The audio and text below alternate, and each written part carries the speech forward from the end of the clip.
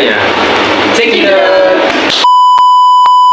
Halo semuanya, gimana nih kabar kalian? Semoga selalu diberi kesehatan ya. Untuk video presentasi kali ini, saya akan membahas tentang menyeleksi ragam informasi sebagai bahan teks editorial. Bentar, aku mau nanya nih, kalian ada yang tahu nggak sih teks editorial itu apa?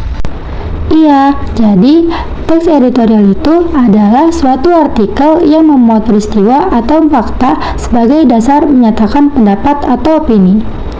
Teks editorial menggambarkan isi, aktual, dan pandangan penulis terhadap isu tersebut, sehingga kita perlu menyeleksi ketika menentukan sebuah isu untuk disajikan dalam teks editorial. Itu adalah penjelasan teks editorial.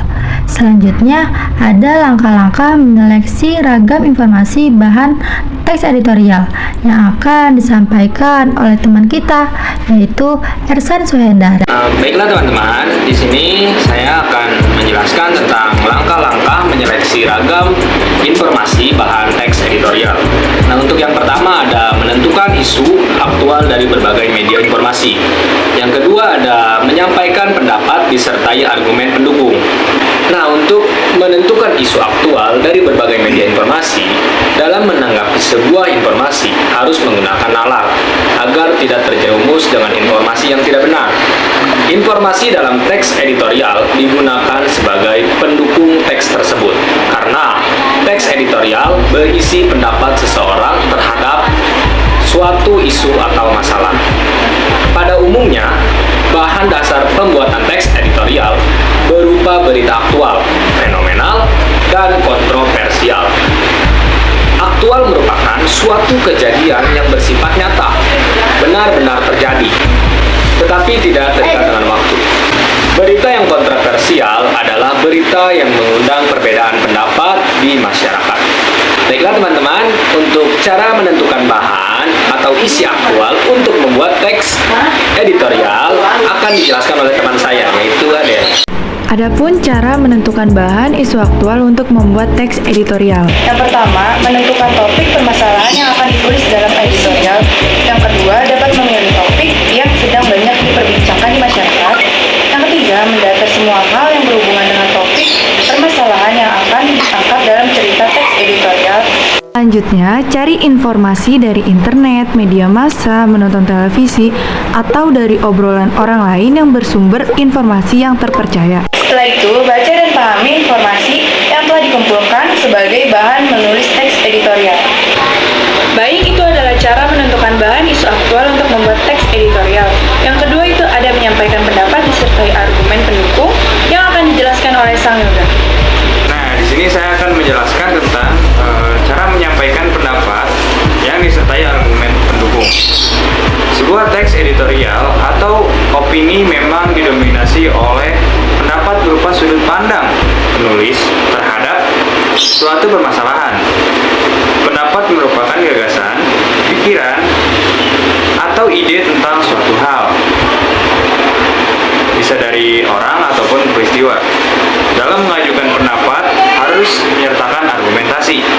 Nah, kalian ada yang tahu nggak kenapa di saat kita menyampaikan pendapat harus disertai dengan argumentasi? Jadi, agar pendapat tersebut bisa meyakinkan orang lain, maka harus disertai dengan argumen.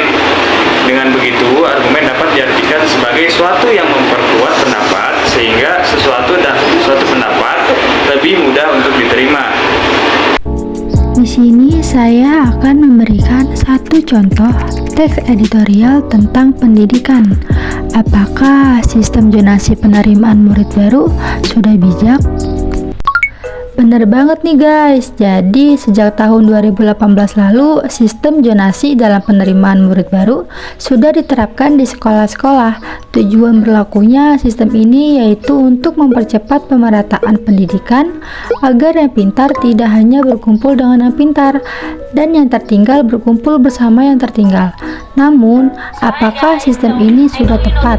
Nyatanya sistem ini justru menurunkan harapan-harapan bagi siswa-siswi yang bersungguh-sungguh dan bermimpi besar.